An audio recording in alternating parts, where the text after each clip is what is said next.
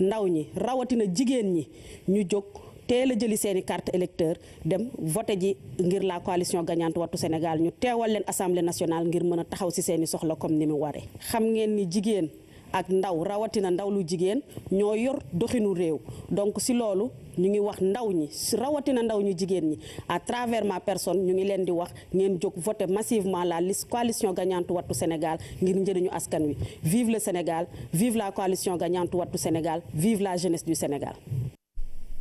Nous poursuivons ce journal sur l'ensemble du réseau synchronisé de la radio et de la télévision. Voici la coalition Ndawi Askan Wi, alternative du peuple. asalaamaaleykum mbokki Sénégal ñoo ngi am mbégte teew seen kanam ci ndorteelu campagne électorale élection législative 2017 yi muy lu am solo ci askan ndax solos élection mooy jamono la jox xam ne askan wi war naa mun a càmbar li wees waaye nag war naa mun a xool di war a ñëw ëllëg mooy tànneef gi ñu war a tànn élection yi di concerne lu am solo cër gu am solo ci démocratie mu ñu koy wax assemblée nationale ñu war cee xool nag lan mooy situation réew mi duñ leen ko jàngal kenn ku ne ci yéen gis na ni Sénégal bokk na ci ñaar fukki réew ak juróom yi gën a ndóol ci àdduna bis bu ne ngeen dégg coow li am ci yorin gu ñaaw gu ñu yoree alalu réew mi ci wàllu ressource naturelle ci wàllu budget ci wàllu marché public te dara waralu ko lu dul ñi ñu dénk mbir mi teguñu ko ci yoon te assemblée nationale waroon ci am rôle gu am solo ndax moom la constitution jox mu war a saytu loolu yépp loolu nag moo ñu dugal ci politique ñun ñii te biñ ci duggee léegi kenn ku ne si yéen gis na taxawaay guñ ci am mu jaral ñu ñàkk lu bëri ci suñu am ba suñu liberté mu jaral ñu suñu bakkan ndax loolu mooy patriotisme loolu mooy coalition pencum nawle ñi ci bokk ñëpp ci ndaw askan wi ñoo bokk valeur yooyu campagne bi nag lu bëri dina ci xew fan yi di ñëw di ngeen gis ni xaalis bu bëri dina fi sottiku ñu ngi ñaan sénégalais yi ñu yeewu di déglu candidat yi ci seen i xalaat ak seen i programme war bañ a topp xaalis gi ndax xaalis gi seen xaalis yi ngeen fay ci seen lempo les politiciens yi di jël di leen ko jox bu loolu weesoo nag sénégalais gu ne lii ñu xam ñu dëgmal ñu xam ne du mbirum Ousmane Sonko du mbirum coalition bi waaye mbirum citoyen bu nekk ak patriote bu nekk la moo tax li ñu ñaan mooy citoyen bu ne na fas yéene jël lenn ci temps jël ñaari fan wala ñetti fan jagleel ko campagne ngir listu ndawi askan wi pencum nawle bu ko defee bu ñu demee ëllëg assemblée nationale li ñu fa war a def wala ñu fa war a taxawee askan wi dina ko gis ñoo ngi daaneel ni Sénégal jàmm fi xaj na ñëpp dox jàmm wa salaam. Voici à présent la convergence libérale patriotique CLP. asalaamaaleykum mbokki Sénégal la convergence libérale et patriotique jàmm ji ci sama tur moo leen di nuyu kenn ku ci nekk di ñaan jàmm ci Sénégal yal na jàmm yàgg ci réew mi fi ñu dëgmal nag ci élection yi nga xam mooy élection législative ñuy ñaan kenn ku ci nekk mu bàyyi xelam ci tànneef gi mu war a def ndaxte kat dañu dégg toujours ci Sénégal ñu naan assemblée de rupture la ñu bëgg maanaam li amoon bu mu amati mais bu ñu bëggee li amoon bu mu amati dafa noo nga xam noonu la ñu war a taxawee bi ñu jàpp ne moo ci jëkk mooy député yi war nañu xeex ba président de la république muy am benn mandat unique de 7 ans kenn du ko renouveler war nañu fexe ba assemblée nationale ñu wàññi ko ba mu nekk téeméeri député war nañu fexe ba député dootuñu ko fal ci liste nationale député ñu dem fal ci liste départementale war nañu fexe ba dindi salaire u député à l' assemblée nationale war nañu fexe ba assemblée non seulement day voté ay loi di suivre naka la ñuy appliquer loi yooyu mais également muy taxaw ci lan moo mën a jëmale réew mi kanam li jëmale réew mi kanam jàpp nañ ne bokk na ci fexe ba taxawal une fondation bu ñu tuddee fondation de l' éducation muy jàppale ndaw ñi daara yi ba ñu dem ci enseignement supérieur bokk na ci naka la ñu taxawee ci mbiru hôtel yi naka la ñu taxawee ci mbiru napp gi naka la ñu taxawee ci mbiru environnement muy soxla yoo nga xam ni député bi dafa war a bàyyi di toog rek assemblée nationale wala di toog rek ci hôtel yi mais dañoo war a wàcc sur le terrain di liggéey ak askan wi loolu nag mooy li nga xam ni ci li leen convergence libérale et patriotique jàmm ji di woo di yaakaar ni ci biir campagne électorale bi di am ci jàmm di am ci salaam danañu am occasion dellu si ci waxtaan ci ak yéen ndax ñu xam ni kat dara soxaluñu lu dul wut loo nga xam ne lu jëmale réew mi kanam la dara soxaluñu lu dul ñu am député yoo nga xam ne ñu war a représenter Sénégal ni ñu ko war a représenter la ndax bu doon député rek kon yaakaar nañ ne duñ ci sonn dañuy def leneen ndax olof dañu wax ni ku war ñay ba wàcc leneen loo war a du la saf kon mbokki Sénégal maa ngi leen di ñaan ngeen àndandoo ci jàmm ak ci salaam voté massivement la convergence libérale patriotique jàmm ji fii la fii rek la du feneen fii rek la jërëjëf. La liste qui suit est celle de Convergence patriotique pour la justice et l'équité. Nayler. asalaamualeykum mbokku Sénégal yu nekk ci biir réew ak bitim réew ñun waa CPGE Nayler président Diop Sy jiite ko ñoo leen di bisimila ci campagne électorale 2017 bi nga xam ne moo war a fal ndaw yi nekk ci bopp réew mi ci barab ba. loolu nag li tax ñu bëgg cee dugal suñu tànk mooy faj soxla yi jigéen ñi nga xam ne ñoo jur doom yi jàngal leen yar leen aar leen te mënuguñoo añ ba léegi ndax xale yi amuñu liggéey fas yéene faj itam soxlay ndaw yi nga xam ne ñoo toll ci seen digg doole nekk suñu yaakaari réew te takk ñoom ñëpp seen ay loxo ak seen i tànk di jéggi biir ndox ba di ci des ngir dem bitim réew ndax ñàkk ku leen taxaw mais soxla xale yu tuuti yi nga xam ne amatuñu école yu baax amatuñu université yu baax wala boog ñooñu leen di jàngal amuñu encadrement bi ñu war a am ak prise en charge CPGE Nayler président Diop Sy jiite ko bugg alalu Sénégal nag ñu delloo ko Sénégal ndax Sénégal dunde alalam ci kattanu yàlla. asalaamaaleykum waa Sénégal waa CPGE Nayler ñooy ñëw tey di sàkku seen ndimbal pour ngeen voté leen ci élection yi li tax benn fànn économie Sénégal ressources yi nga xam ne moom la Sénégal am yëpp muy or muy phosphate muy engrais lépp loo xam ne rek Sénégal am na ko ci ressource rek ñu ngi koy jéggaani jox ko ay bitim réew ñu yore ko waa Sénégal doomu Sénégal yi xamuñu ci dara amuñu ci dara dafa mel ni comme dañuy wanteer dëkk bi pour nag ñu bañ ko wanteer il faut que ñu jël ay Sénégalais ñu dem assemblée am fit ñeme wax loo xam ne bu ëllëgee mooy nekk njëriñu Sénégalais yi ñi nekk dans la diaspora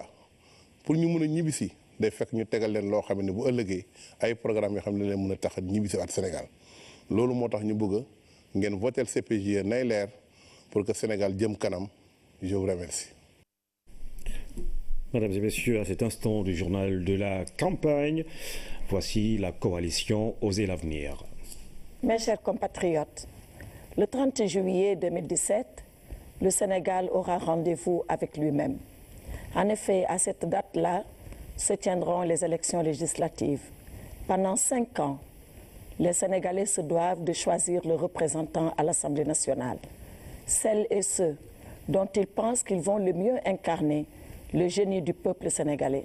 Celles et ceux dont ils pensent qu'ils défendront le mieux leurs intérêts, qu'ils les représenteront à l'image de ce qu'ils incarnent eux-mêmes pour leur propre pays. La coalition Osez l'avenir, que j'ai l'insigne honneur de diriger, va participer à ces joutes électorales parce qu'elles sont importantes. Elles sont importantes pour notre présent, mais aussi elles sont importantes pour le devenir de notre nation. Depuis 1948, notre pays a rendez-vous avec ces élections. Mais celle-là est une élection majeure. Elle est majeure parce que nous sortons d'une législature qui a été tant critiquée. Les Sénégalais, dans leur grande majorité, savent aujourd'hui le type de députés qu'ils souhaitent envoyer à l'Assemblée nationale. Les députés de la coalition Osez l'avenir incarneront cela. Ils porteront ces valeurs de probité, ces valeurs de courage, ces valeurs de solidarité pour faire que le Sénégal reste une grande nation, reste une grande démocratie et que ces députés défendent, comme je l'ai dit tout à l'heure, les intérêts et les seuls intérêts du peuple sénégalais. Parce que la coalition Osez l'avenir l'a dit, elle le revendique et elle le porte. L'essentiel, c'est bien le Sénégal.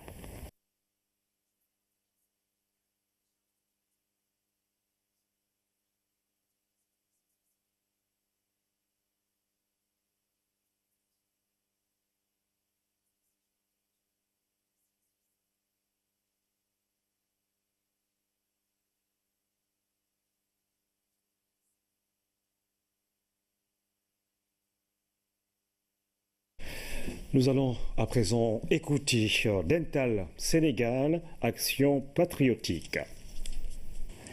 Sénégalaises, Sénégalais, chers compatriotes,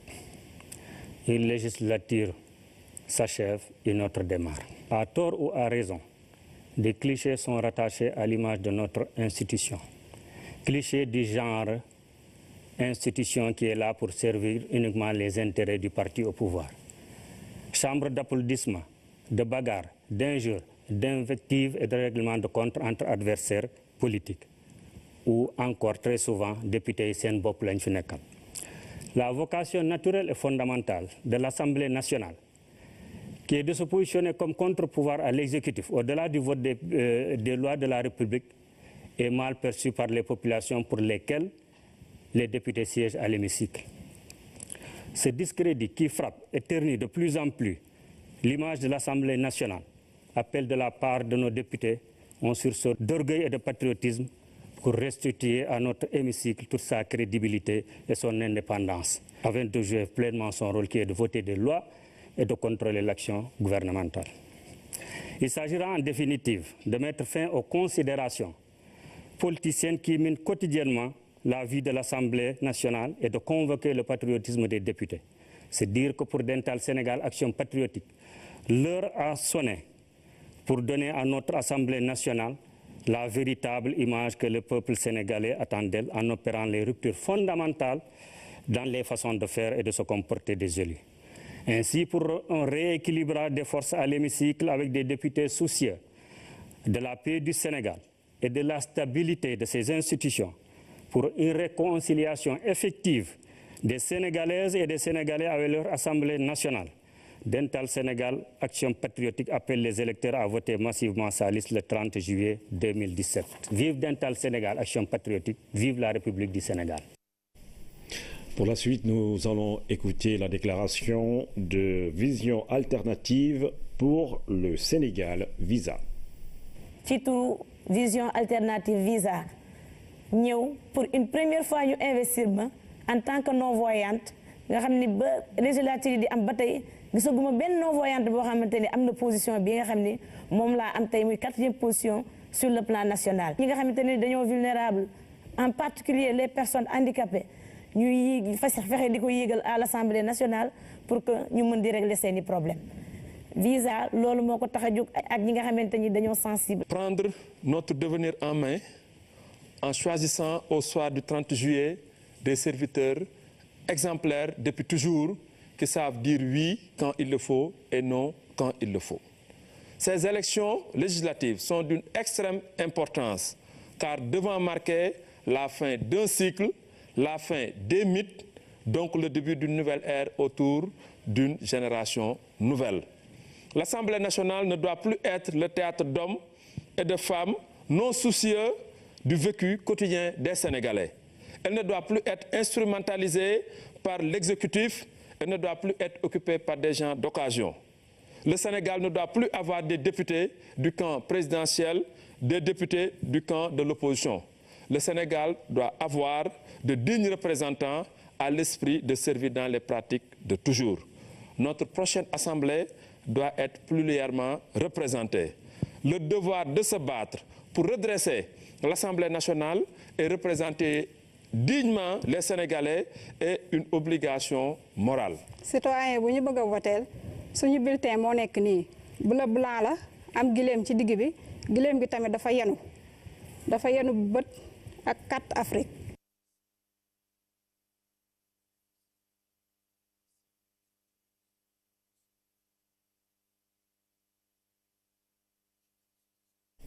La déclaration qui va suivre est celle de la coalition Pôle Alternatif, 3e voie, Sénégal day dem. asalaamualeykum mbokku Sénégal ñu ngi leen di nuyu ku nekk ci turam ak ci santam te di leen jox seen wàccuwaay mbokk yi am nañu mbégte bu rëy ñëw tey waxtaan ak yéen ci élection législative yi ñu jëm. élection yu am solo la mais waruñu réere mbir bilan gouvernement lu mu fi def lu baax lu mu fi def lu bon ak leneen loolu yëpp jarul yàkkanti dinañ ci yegg si incha allah waxtaan bi mooy assemblée nationale di institution bu am solo suñu réew waroon jouer rôle boo xam ne am taxawaay boo xam ne moom la ko Sénégal yëpp yaakaare woon loolu fi mu nekk ñun dañ koo gisul ci législature bi passé assemblée bi passé dañu bëgg ñun taxawal assemblée nationale bu bees boo xam ne day jëriñ askan wi di dox ci soxla askan wi guddi ak bëccëg looloo tax ñu taxawal coalition bi ñu naan Sénégal day dem réew mi tey jaaxle na nit ñi sonn nañu koo wax mu ne la Sénégal du dem ñun nag discours défaite boobu du suñu discours ñun dañu gëm ne Sénégal day dem yàlla may nañu loo xam ne war nañu mën taxaw ne Sénégal day dem dañoo gëm suñu réew gëm suñu askan moo tax ñu taxawal coalition bi ñan ñoo ko ci nekk soxna Fatou Sow Sarr kenn réeréwu ko mbir Sénégal ñëpp xam nañ ko naw ko respecté ko Cheikh Bachirou Sarr Mohamed Bachirou Sarr Sénégal yëpp xam nañ ko respecté ko Mouhamadou Diallo di ndaw Sénégal yëpp xam na ko respecté ko Moussa Mbaye mii taxaw Sénégal yëpp xam na ko respecté ko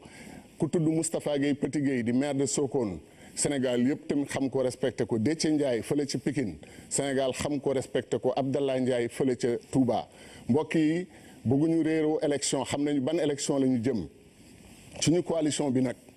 dañoo gëm ne Sénégal day dem bu ñu góorgóorlu def li ñu war a def suñu réew day jëm kanam lu ñu wóor la moo tax ñu taxawal suñu coalition bi nangu ànd liggéey joxante loxo waxtaan ak askan wi nag 40 minutes yi ñu may incha allah chaque fois bu ñu fi ñëwee dinañ indi waxtaan bu bees jëmale ko ci askan wi ndax gëm nañ ne Sénégal day dem Sénégal day dem Sénégal day dem incha allah. Je rappelle que vous êtes sur l'ensemble du réseau synchronisé de la radio et de la télévision sénégalaise. 2 minutes de temps d'antenne pour les listes en lice pour les législatives de 2017. Autre coalition à s'adresser à vous ce soir, la coalition Manko Yeesal Sénégal.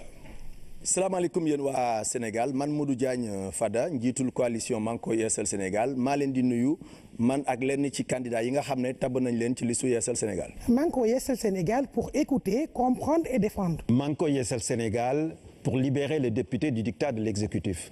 voté Manko Yeesal Sénégal ngir li jóge suñu pétrole beeg suñu gaz bi dellu ci askan wi. ay naaɓe wotane yeesal janggo jam min palgata leydi men ay naaɓe remoɓe jiiden yumbu on jaaraama. ndaw Sénégal nañu ànd yeesal ngir mën a waajal suñu ëllëg. maa ngi koy yeesal jikko yi maa ngi koy yeesal politique bi maa ngi koy yeesal Sénégal. yeesal lanke ndax ko laxe moƴo yaaj a moƴo mbaax joko njal. maa ngi ko yeesal Sénégal ngir suqali banlieue bi maa ngi ko yeesal Sénégal ngir jële fi mbënn bi. di safol maa ngi ko yeesal Sénégal jiitono local Sénégal yorolal duutin wajake mine joolal et suum. maa ngi ko yeesal Sénégal pour une amélioration des conditions d'études et d'hébergement des étudiants. mbaɗi mandinkol ana kamoye laal yeesal fonsi Sénégal kuta kuta yandi yeesal fonsi Casamance bondi bata kono. Manko Yeesal Sénégal à l'Assemblée nationale pour les défis d'un enseignement supérieur de qualité dans les universités. Manko Yeesal Sénégal ngir ku feebarati mën a faju. Manko Yeesal Sénégal pour rendre effectif le contrôle parlementaire et l'évaluation des politiques publiques. kon nag gis ngeen sama gars yi jàpp naa ne ku bëgg ay député yu nga xam ne yu am solo lañu yu bëgg réew mi bëgg askan wi su fanweeri fan ci weeru sulet jotee benn bulletin dong ngeen war a dugal ci kees gi muy bulletin bi nga xam ne dafa yore leget gi fees dell ak mboq te xam ngeen mboq cosaan la xam ngeen ni tamit leget cosaan la naataange la tamit ci réew mi moo tax buñ ci àggee fanweeri fan leget bulletin bi yore leget gi na ngeen ko dugal yéen ñëpp ci kees gi bu ko defee ñu yeesal Assemblée nationale.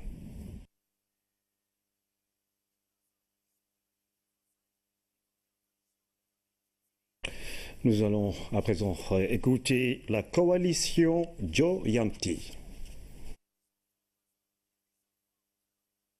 asalaamaaleykum yéen ñi nga xam ne ñoo bokk suñu Sénégal ginnaaw bi ma sant yàlla julli ci yonent rasulallah sallallahu alayhi wa sallam di sant sama waajur maa ngi nuyu ku ne ci yéen tuturam ak santam. Sénégal ngi waajal élection yu am maanaa lool ci askan wi. ndax ku tudd démocratie boo falee président de la république ba noppi nga war a fal député mooy ndawi askan wi toogal ko ca assemblée nationale di kuréel boo xam ne yoon ak constitution may nañ ko mu mën a saytu bépp liggéey boo xam ne président de la république jëf na ko ba gouvernement bi nga xam ne bi taxawal na ko assemblée nationale yoon may na ko mu mën a taxawal commission d'enquête bu fekkee ne dégg na ba mu gis loo xam ne gënut ci réew mi yàq na Sénégal Assemblée nationale yoon may na ko it mu mën a wote loi yoo xam ne ci moom lay jógee bu fekkee ne jàpp na ne doon na lu baax ci askan wi kon le 30 juillet bu kenn toog ne ku ne voté ji ndax ku voté législatif sa bopp nga voteel ñii nga xam ne ñii nag bëgg nañ leen fi jëlee toogaluñu askan wi ndax jàpp rek ne député président de la république la ñu doon duñu député askan wi kon jot na ndax loolu Sénégal weesu na ko jot nañu fal ay soldaari askan wi ñu dem toogal ko ca assemblée nationale ne leen wóor ne bu ngeen voteel coalition Joyanti ay soldaari askan ñoo leen fay toogal asalaamaaleykum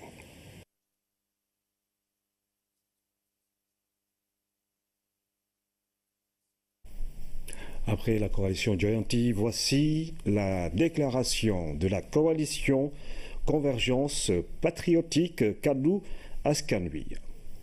asalaamaaleykum mbokku Sénégal maa ngi leen di gërëm di leen sant di leen ñaanal jàmm ñëw fi en tant que directeur de campagne bu coalition Convergence patriotique Kaddu Askan Wi bi nga xam ne dama ci nekk ak samay ay naataango ak samay rakk ku mel ni comme Abdoulaye Baldé ak Moustapha Mamba Guirassy nit yoo xam ne tey amatuñu lu ñu prouver sur la scène politique mais sur la scène professionnelle ñu nekk ci coalition boo xam ne dañu bëgg a dem ci élection yi ñëpp gis nag coow lu bari ci nekk ci élection yi muy lan 47 listes ñii di wax baax na ñii di wax bon na mais lii yëpp vigueuru suñu démocratie la suñu démocratie moo toll loolu ñu war a tey xam ne que ñaari yëf moo ci am solo Sénégalais yi delloowaat nañ leen seen baat pour que ngeen seet ñi leen war a représenter et vivement qu'ils soient des gens dignes de confiance pour ngeen joxaat leen ko ñun ñu yaakaar ne soo leen ñu ko joxee ñu bokk ci dinañ leen mën a représenter nu mu waree ñaareel bi mooy dama leen di ñaan ngeen dem retirer carte yi en suffisamment taxaw ci pour am ko ñaareel ba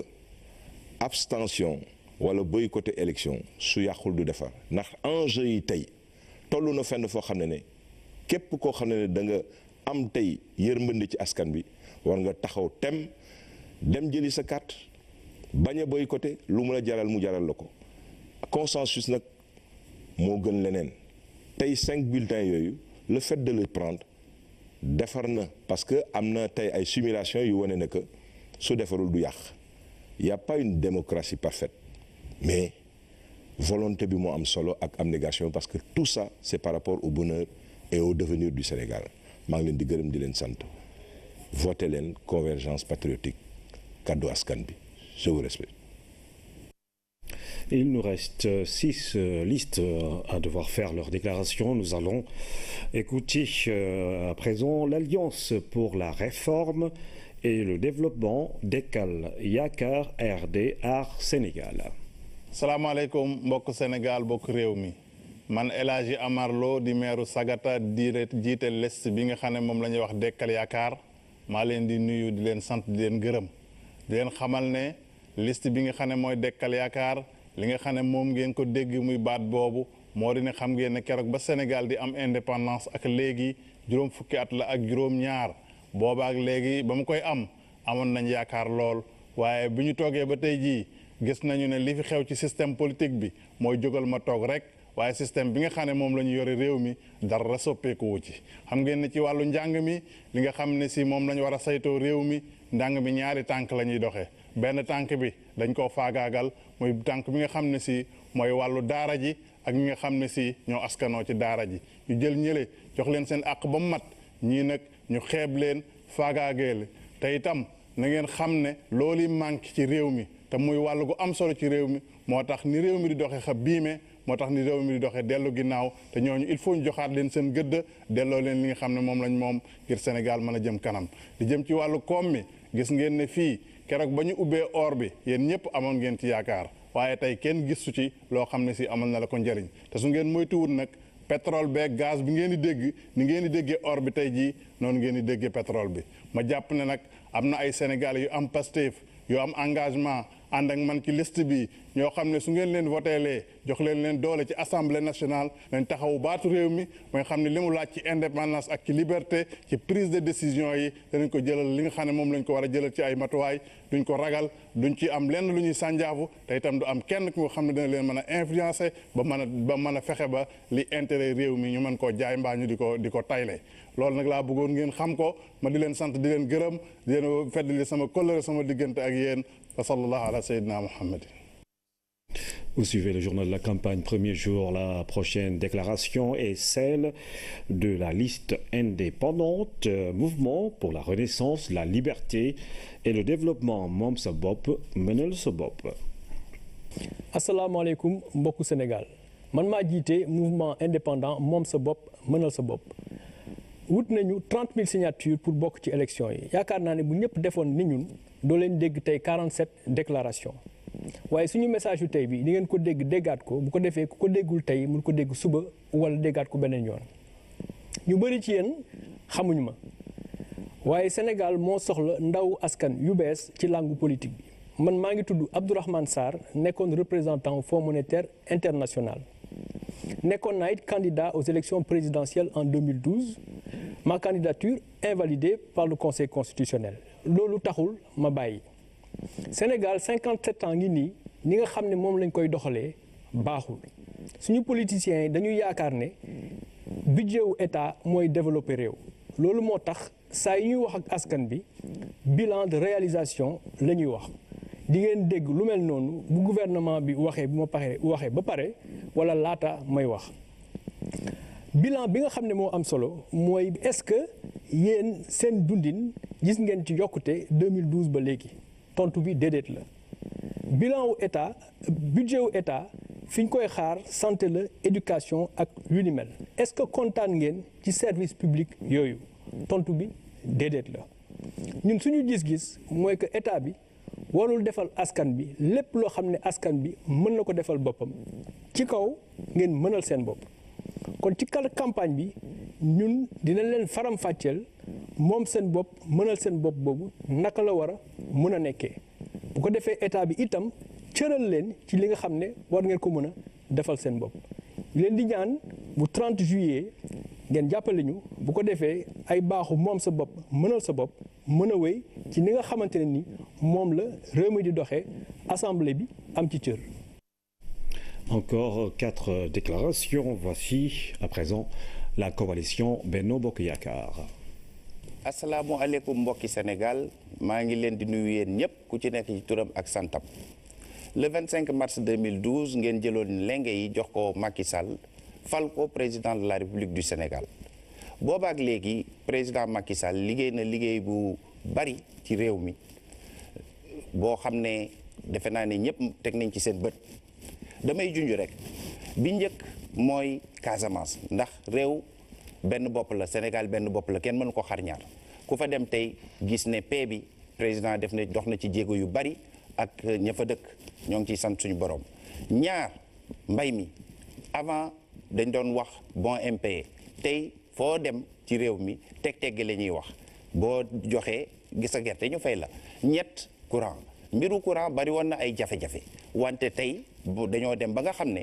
non seulement président andi na courant bu doy ci réew mi mais dem nañ ba nga xam ne dafa wàññi njëkk yi ni mu ko defee ci luyaas yi ni mu ko defee ci secteur yeneen comme lu mu demee ne dund bi. ñeent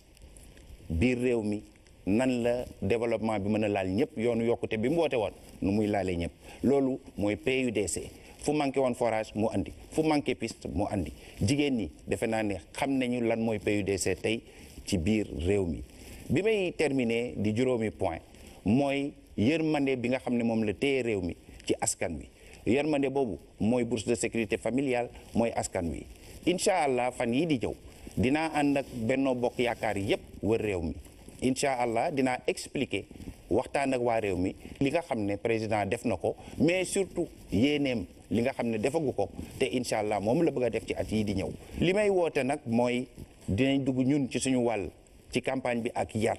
ñuy woo ñëpp ñu ànd ci ak yar sama bulletin nag laay terminer mooy bi am boppu fas bi jërë ngeen jëf. Après la coalition Benno Bokk Yaakaar, voici la déclaration de la coalition Leral. asalaamaaleykum waa Sénégal diaspora bi ak ñi nekk ci réew mi ñun waa coalition Leral ñoo ñëwaat pour laaj leen ngeen jox ñu mission ñu demal leen assemblée di leen fa jooyal di leen fa tawatal di leen xeexal damay bañ nag ñu nax leen élection présidentielle la ñuy def bilan mais élection député dañuy seet député nañ taxawee assemblée nationale ndax rafet na wala rafetul ndax dañuy nekk député président wala dañuy nekk député askan bi di jooyal askan bi di ko xeexal loolu mooy député député aussi de opposition bëgg a ñëwaat toogaat place am yàkkamtee remplacer ñi fi nekk déedéet député kay mooy avocat askan bi avocat peuple bi loolu nag ñun yàgg nañ koo wone kon xam ngeen kan mooy député du peuple l'homme du 23 juin Me El Hadji Diouf mu ngi ànd nag ak gor yoo xam ni comme RCS bu Demba Diop comme RPR bu Moussa Sissoko PAS bu dem si yàlla si sunu xarit Cheikh Djibril Mbaye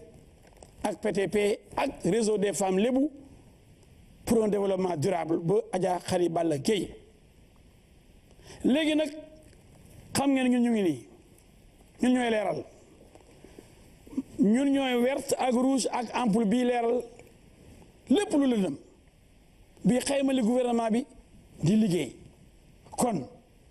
leeral daal mu ngi nii kii bulletin bii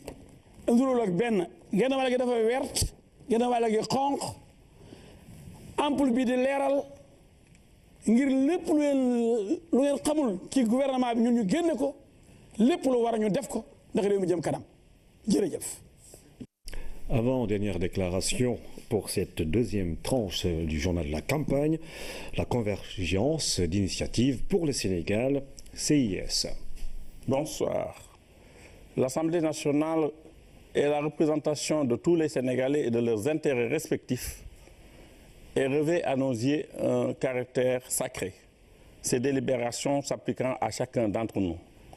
Notre parti, la Convergence d'initiatives pour le Sénégal, a décidé de proposer une liste pour y être représentée pour 3 raisons fondamentales. Offrir une expertise collégiale de qualité pour assurer pleinement la mission de représentation du peuple et de manière constructive, assurer le travail, la réflexion et les concertations qui s'imposent avant le vote des lois, adopter une méthode participative afin que les lois soient les plus inclusives et dans l'intérêt strict des citoyens de notre pays, dans le temps et dans l'espace, en veillant en permanence à la consolidation d'un état de droit et de renforcement de notre démocratie. Dans un monde mondialisé, aux multiples enjeux planétaires, notre auguste Assemblée a aussi besoin de compétences diverses pour se caler à des standards, des normes, des valeurs qui garantissent la sécurité des citoyens sénégalais. L'anticipation est aussi une qualité des temples de cette envergure. Pour être conséquent face à un tel dogme, la liste que nous avons proposée répond au souci d'une représentation de toutes les catégories socio-professionnelles et de toutes les couches sociales du pays. ci sama wàllu bopp Njàmbur la juddoo dëkk Kër Madaro kon wax ni bi ma commencé jàngale en 1975 dans le Fouta ak tey jii def naa 43 ans au service de l'éducation